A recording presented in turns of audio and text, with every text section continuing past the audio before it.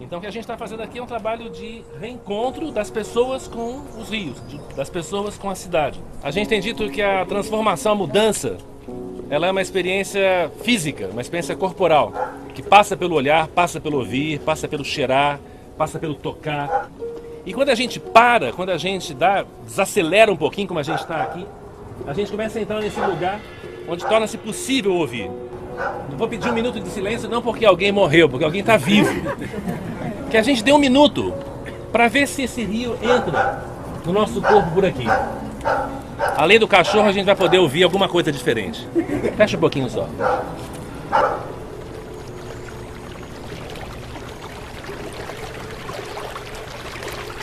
Esse som, que muita gente acha que é vazamento da Sabesp, que é posto de gasolina, é nosso querido Rio Corujas.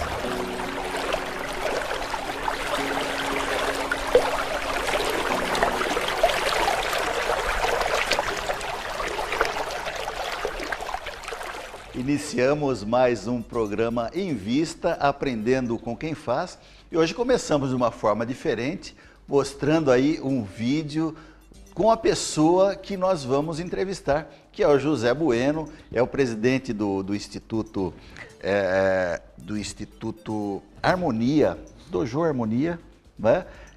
Arquiteto, tem uma história muito legal para contar aqui com a gente. Zé, já virou Zé, né? Você percebeu que eu tirei os doutores. Seja muito bem-vindo aqui aos estúdios da TV Osasco. Muito obrigado por ter vindo. Eu que agradeço o seu convite, Paulo. Obrigado, é um prazer estar aqui na TV Osasco. E poder bater um papo sobre empreendedorismo, né, pelo que você está falando. Muito bem. Bom, antes de mais nada, de entrarmos no assunto empreendedorismo, vamos falar um pouquinho da sua formação. Você é de São Paulo mesmo? Eu sou do Rio de Janeiro. Do Rio de Janeiro. Eu mudei para São Paulo aos 12 anos, ou seja, eu sou um ex-carioca, mas que guardo ainda a lembrança de ter nascido na beira do mar, Copacabana, enfim. E estou em São Paulo, me formei aqui, fiz minha família, minha formação, meus laços todos, meus laços fortes estão todos aqui em São Paulo. Você é arquiteto? Eu sou arquiteto e urbanista, formado na Universidade de São Paulo. E hoje em dia, assim, tentando achar outros adjetivos, né, para definir essa arquitetura. Né? Eu falo que eu sou arquiteto social, que eu sou arquiteto da desconstrução, mas mais arquiteto e urbanista. Bom, você fez FAO, então, na década de 80. 79 e 80. Somos aí contemporâneos. Aliás, falando agora há pouco, né, eu também sou arquiteto urbanista e somos formados praticamente na mesma época, né, com a mesma idade. Então, é uma afinidade muito grande e nos dá até tranquilidade para tocar essa pauta. Na verdade, não vai ser uma pauta, vai ser um bate-papo. O Zé vem ensinar aqui para nós coisas relacionadas. E eu vejo da primeira conversa que nós tivemos, José, que tem muito a ver a sensibilidade, o sentir os espaços, sentir as pessoas para uma construção social mais verdadeira. Será que eu entendi um pouco do que você procura fazer? E não, acho que essa abertura com esse vídeo interessante, né, que traz bem essa convicção que eu tenho hoje, né, que toda transformação social, toda evolução social, ela vai passar pelos sentidos. Ou seja, a gente está numa era assim, muito, muito delicada de digitalização, de informatização, está tudo muito veloz, muito ligeiro. E às vezes eu temo de que a gente esteja perdendo o contato com o que a gente tem de tecnologia mais avançada, que são os nossos sentidos. A capacidade de olhar, a capacidade de escutar o que está acontecendo, de sentir, de absorver as experiências com esses 5 sentidos maravilhosos com que todo ser humano foi dotado, né? Capacidade de perceber a realidade com o seu próprio corpo. Sim. E o Instituto Harmonia, ele surge de que forma, surge quando? E antes disso ainda, eu queria que você falasse, quando você estava fazendo, você fez a USP, a FAO, né? Quando você estava fazendo lá, logo depois de fazer a faculdade, você trabalhou na arquitetura. Como é que foi esse caminho, né, trilhado até chegar aí numa coisa mais solta que você tem hoje, mais da construção social mesmo? Olha, a primeira coisa é que hoje eu estou à vontade para falar que foi um caminho irregular, ou seja, não foi um caminho linear. Ou seja, não tenho Meu pai teve uma formação linear como advogado do Banco do Estado de São Paulo. Ele entrou na empresa, saiu dela 35 anos depois, como vice-presidente lá de uma das coligadas, e ele esperava que o filho certa forma, fosse seguir uma carreira, uma linha semelhante à dele, e desde o início eu já comecei a perceber a minha interesse por múltiplos campos do conhecimento. Então, toda a minha formação, ela teve a ver com esse interesse pela arte, pela arquitetura, pelo desenvolvimento humano, pela espiritualidade, pela natureza, pela psicologia. Então, eu fui formando, de certa forma, uma carreira irregular, e hoje em dia ela está composta por vários interesses. Formação de lideranças, educação pela experiência, sustentabilidade, a questão da maturidade, né, do envelhecimento, hoje é um assunto que me interessa bastante. Então, é diverso. Meu pai, depois de alguns anos, entendeu que o filho dele não era igual a ele, e falou: agora estou entendendo, então conta comigo que você é um bocado diferente. José, nós vamos deixar nosso telespectador curioso, fica um pouquinho aí, nós vamos fazer um pequeno intervalo, daqui a pouquinho nós voltamos falando aí com esse construtor social. Não saia daí, já já a gente volta.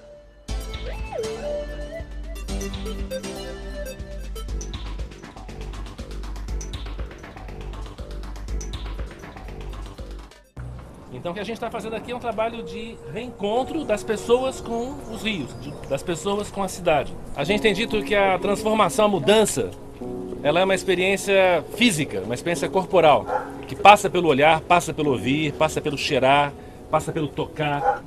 E quando a gente para, quando a gente desacelera um pouquinho, como a gente está aqui, a gente começa a entrar nesse lugar onde torna-se possível ouvir.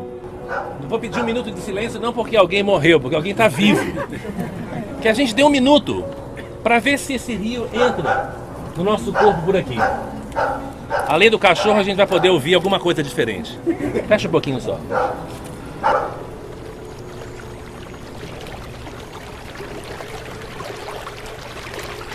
Esse som, que muita gente acha que é vazamento da Sabesp, que é posto de gasolina, é nosso querido Rio Corujas.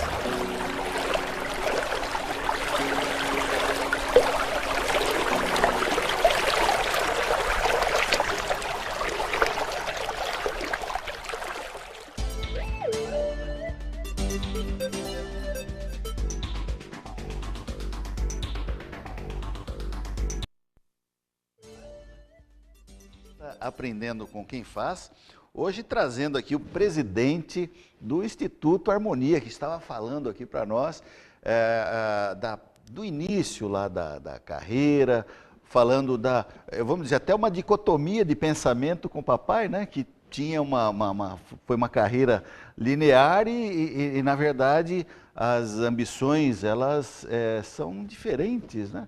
Não maiores ou menores ou melhores, com menos ou mais importância, né, Zé? É isso mesmo. Foi a carreira dele, acho que também a geração dos nossos pais, né?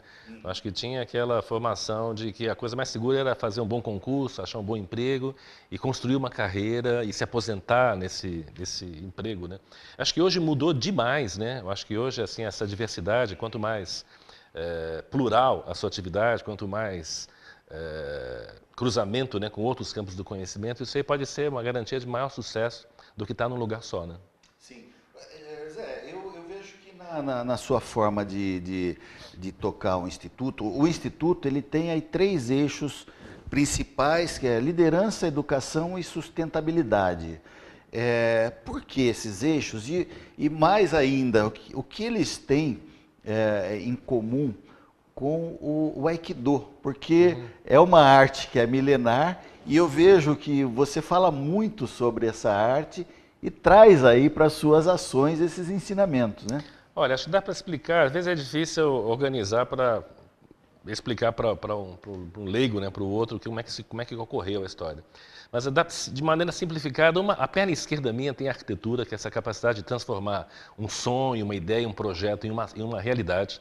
Ou seja, isso acho que é a essência. Nós, como arquitetos aqui, a gente tem isso no nosso DNA profissional. Sim. Que é trabalhar o sonho e levá-lo para um patamar de tangibilidade, de realidade.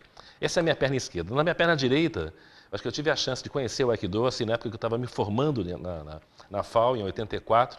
Conheci uma arte que fala de transformar conflitos, de transformar o impossível em possível, o possível em fácil, o fácil em elegante, né?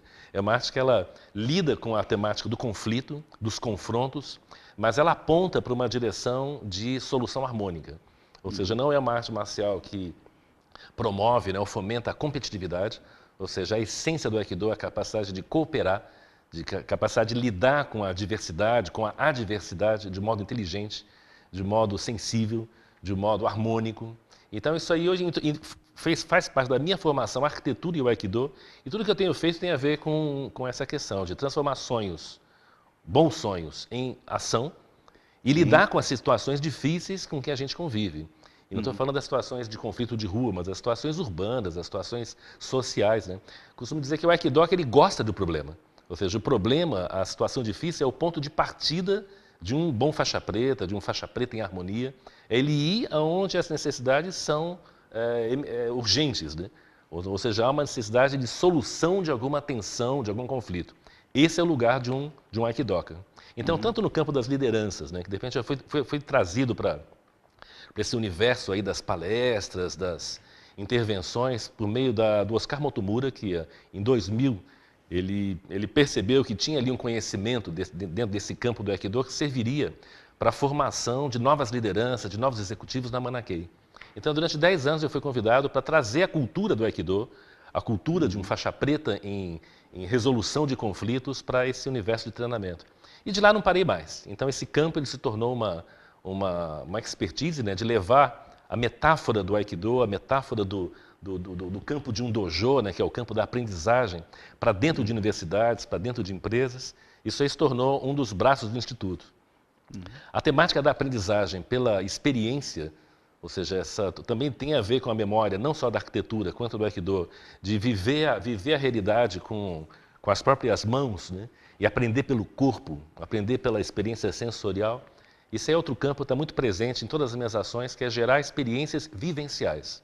Ou seja, existe um conhecimento que ele provém da leitura, do entendimento, do racional, mas existe um conhecimento que vem do que a gente chama hoje do mão na massa, do aprender fazendo, do learning by doing, né? Então, tem várias ações do Instituto, em todas as atividades minhas, sempre são geradas experiências, para que a gente extraia conhecimento de alguma coisa viva, de alguma coisa vivida que envolva os sentidos. E um terceiro braço do Instituto, que acabou organizando esses interesses, atualmente é a temática dos rios da cidade, por meio de um encontro que eu tive em 2010 com um geógrafo, né, porque eu estava buscando educadores, né, para gerar uma formação para jovens ligadas ao que é importante saber.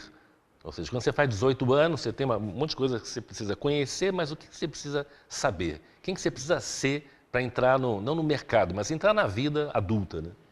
E a Luiz foi me apresentado por um colega, pelo Celso, e ele me trouxe essa realidade dos rios. Eu me senti praticamente ofendido como arquiteto, né, de não conhecer a realidade hídrica da cidade de São Paulo. E a realidade é que eu tomei contato não fazia sentido com aquilo que eu sabia de São Paulo. Aliás, para complementar a informação, tem no seu site, são 300 rios que estão aí submersos, estão escondidos aí na cidade de São Paulo, que hoje jamais, né? A gente há 7 anos, depois que eu soube disso com ele, que a gente teve uma experiência real de ir atrás desses rios, de ver a condição, acompanhar um desses cursos que não estão disponíveis, né, para o leigo, né? Você tem que colocar óculos assim de interesse, de curiosidade para ver essas águas, que elas estão lá. A gente vem de lá para cá gerando centenas, milhares de experiências para a população tomar contato com essa realidade. Ou seja, aquilo que foi um momento de surpresa para mim em 2010, a gente está multiplicando isso e usando todos os meios para publicar e para informar a população de uma informação que foi sonegada. São Paulo tem muitos rios. A má notícia está muitos enterrados, muitos poluídos por nós, muitos desgastados aí pelo desenvolvimento.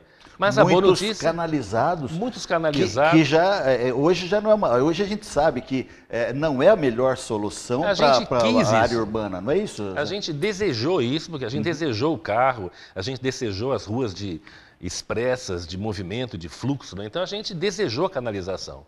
Então foi uma opção correta no seu tempo, na década de 30, 40, 50, né? Que hoje parece equivocada. A boa notícia é que esses rios todos, eles estão vivos, porque rio não morre. Uhum. Então o rio ele está lá só, parece que ele fica em coma, ele está em estado terminal, em estado doentio, mas com o mínimo de tratamento, com o mínimo de interesse, tanto do poder público, quanto da população, quanto das companhias de saneamento, a gente consegue recuperar e trazer de volta alguns desses riachos para a paisagem urbana.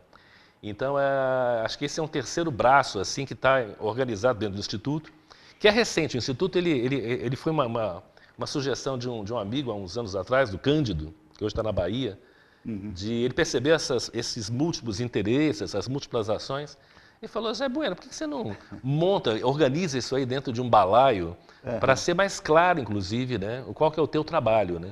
E aí foi composto assim, o Instituto Harmonia, que hoje abriga outras ações, entre elas a temática do amadurecimento. Né? É interessante, esse programa é um programa aqui que nós aprendemos com quem faz, é o caso do Zé Bueno, é o caso de tanta gente que vem aqui, e é interessante, para mim está sendo, sinceramente, é uma grande alegria fazer esse programa, porque eu entendo perfeitamente o que você fala. Nós não, é difícil o profissional da arquitetura ele se focar, ele fechar num.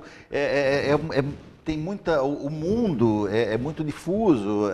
Nós vivemos numa sociedade que às vezes uma intervenção ela não está só numa coisa focada. Você tem que atingir. Eu entendo bem quando eu pergunto para você sobre o Instituto, sobre sustentabilidade, sobre os eixos, e aí você acaba nos rios, né? E tem tudo a ver, é vida, né? É vida, nós tratamos de vida. Mas olha, se você está gostando do programa, nós estamos fazendo uma transmissão ao vivo agora pelo Facebook. Você pode fazer a sua participação conosco, mandar suas mensagens pelo WhatsApp, o código 11, não esqueça, no 981 420 208, 981 420 208. Você manda a sua pergunta, a sua crítica, nós vamos tentar responder aqui com o Zé. E para você que está assistindo o nosso programa hoje, aí de tantos outros lugares, nosso programa, Zé, ele vai para mais de 60 canais comunitários, canais universitários que participam conosco da rede ACESP. Eu agradeço também a você que está nos assistindo de todos os recantos, todos os recantozinhos do estado de São Paulo, desde do litoral até o interior, o centro do estado. Nosso muito obrigado. Mas voltando aqui ao programa, algumas dúvidas, eu estava aqui pensando quando você falava, e eu também já passei por esse drama de consciência. Quando nós falamos de empreendedorismo, e aí você diz assim que eu não tenho a formação, ela não tem uma preocupação maior aí de ter só o empreendedorismo, a gente se preocupa com outras coisas. Não tem um pouco de contrassenso, porque o empreendedorismo ele pressupõe que tem que ter a competitividade, né? A pergunta é porque você falou do Aikido, que não tem aí esse espírito de competitividade, esse espírito de eliminação, e o empreendedorismo ele meio que tem isso, essa coisa do galgar passos. Não tem um pouco de contrassenso nessas duas coisas, do Aikido, essa filosofia com o empreendedorismo? Olha, eu acho que a minha visão de empreendedorismo, acho que eu volto para como você abriu aqui o programa, trazendo a palavra a competência da sensibilidade. Eu acho que o empreendedor, antes de tudo, ele não é um guerreiro competitivo, ele é um camarada sensível às necessidades da sua comunidade. Ou seja, acho que a minha visão é que, a partir da minha experiência, ao longo de 30 anos quase, empreendendo, né, foi perceber, em várias épocas da minha história, necessidades do momento, e se eu tinha algum talento, algum recurso a contribuir, ou seja, era nesse lugar que eu entrava. Entendi. E contando com parceiros que estão olhando para a mesma questão, que podem contribuir junto comigo. Ou seja, às vezes os meus recursos se somam aos recursos e aos talentos de 1, 2, 3 parceiros para a mesma atividade. Mas sempre acho que a sensibilidade ela é a arma do empreendedor. Ou seja, mais do que a gana, do que a vontade de crescer, de chegar longe, é perceber qual é a necessidade da sua comunidade e atendê-la. Ou seja, apresentar um serviço, apresentar um produto, apresentar uma possibilidade de solução. Ontem eu li em alguma dessas coisas que mandam na internet para a gente, que é muito mais importante o processo, o caminho, do que às vezes o resultado, né? Será que a gente está aproveitando aí, fazendo uma reflexão do que você está falando, será que nós estamos aproveitando, eu e você, telespectador, o nosso caminho, o nosso processo?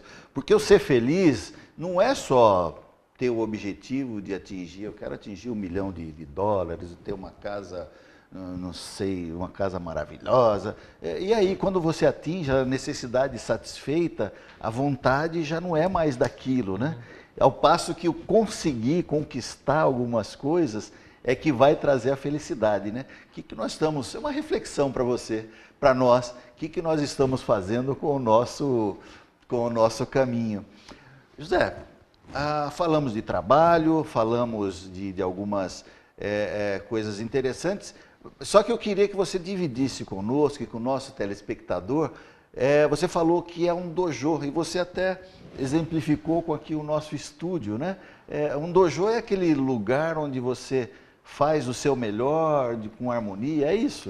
Olha, dojo, a gente tem que voltar então para a minha experiência junto à formação no Aikido. Ou seja, acho que eu tenho aí quase 35 anos de experiência com Aikido.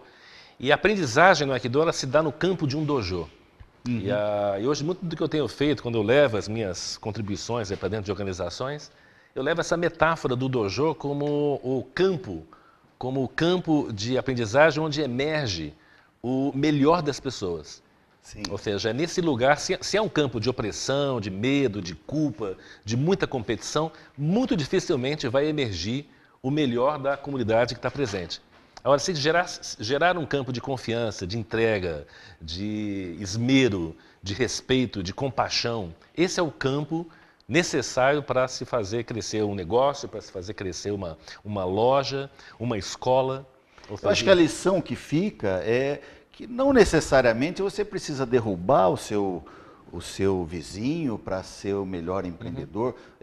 Você propõe essa filosofia que você traz aí do Aikido, você propõe uma cooperação entre as pessoas para fazer o empreendimento ter um resultado muito melhor e ter um caminho mais agradável. Acho que isso tem 30 anos que está presente muito na minha vida. Eu acho que isso me diferenciou muito da formação do meu pai, que foi um cara muito competitivo, que é o exercício da cooperação. Sim. E hoje, cada vez mais, a gente está falando das redes, está falando da capacidade de negócios colaborativos, de economias criativas, e elas dependem e elas vão funcionar se houver, sinceramente, um espírito cooperativo, um espírito de cooperação no empreendedor. Muito bem.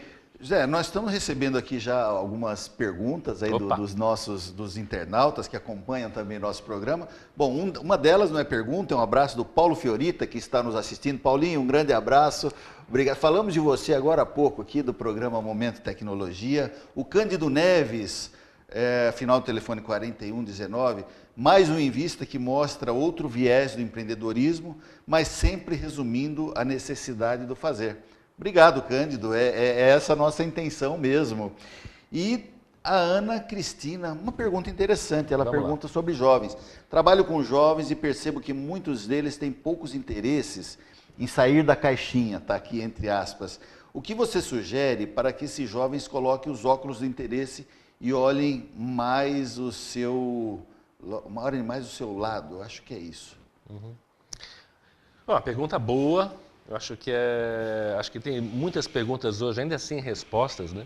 Mas acho que essa questão, sabe, de fomentar a curiosidade, o interesse genuíno, não só no jovem, mas no adulto em geral, eu acho que é central. Acho que a gente convive hoje com uma certa normose, assim, um certo estado assim quase que de cinismo, achando que está tudo tranquilo, está tudo sabido, não tem nada a ser feito. Eu acho que instigar essa curiosidade, eu acho que é fundamental para o educador, para o líder. Ou seja, ele ter a sua equipe, ele ter seus alunos com os olhos, a mente curiosa da criança que quer saber mais, que quer mergulhar mais no assunto, que não quer levar na superficialidade. Eu acho que é um grande risco da gente estar vivendo uma sociedade muito superficial. Ou seja, me interessa a segunda camada, me interessa saber um pouco mais, me interessa ir além do que a sociedade me mostra como realidade. Quero saber o que tem lá dentro, não quero ser superficial. Nós temos muita informação e pouco conhecimento, né? E o conhecimento tem a ver com a vivência, né? Com esse interesse genuíno, né? Eu acho que as informações estão muito ligeiras e eu acho que o risco da gente perder profundidade é grande e acho que é uma pergunta que merece ficar no ar para a gente se perguntar o que falta para estimular maior interesse, maior curiosidade de todos, né? Nós estamos chegando já ao finalzinho do programa. Eu gostei muito do que eu li, gostei muito de conhecer e eu acho que nós temos espaço aqui, inclusive na própria TV Osasco, é uma TV comunitária que procura melhorar a comunidade de uma forma geral. Temos espaço também para o Rios e Ruas, para divulgarmos mais e descobrirmos aí o que tem escondido de bom. Mas eu queria encerrar o programa, antes de passar até, que você comentasse rapidamente, né? Sonhar grande, fazer pequeno e começar agora, né? Começar já. Acho que esse é um mantra, assim, que eu tomei contato também alguns anos atrás, que é um mantra pessoal, né? Eu sou uma pessoa, no fundo, muito ambiciosa, assim, interessada em vários campos de conhecimento, mas todas as ações minhas, do Instituto, as ações de Rios e Ruas, o trabalho com o Dojo, com o Aikido, são pequenas ações. Sim. Ou seja, acho que existe um poder que às vezes ele foi negado, de que os pequenos gestos eles têm o poder de transformar o sistema inteiro. Então eu confio muito no pequeno movimento, no pequeno gesto. E o quando não é esperar recursos, esperar equipe, esperar condições, é fazer logo, fazer com o punhado de recursos que você tem. Legal. Muito obrigado por agradeço, Paulo. vindo. Agradeço em primeiro lugar a Deus aí que permite sempre estarmos aqui transmitindo alguma coisa boa para você. Até mais, o Invista vai ficando por aqui.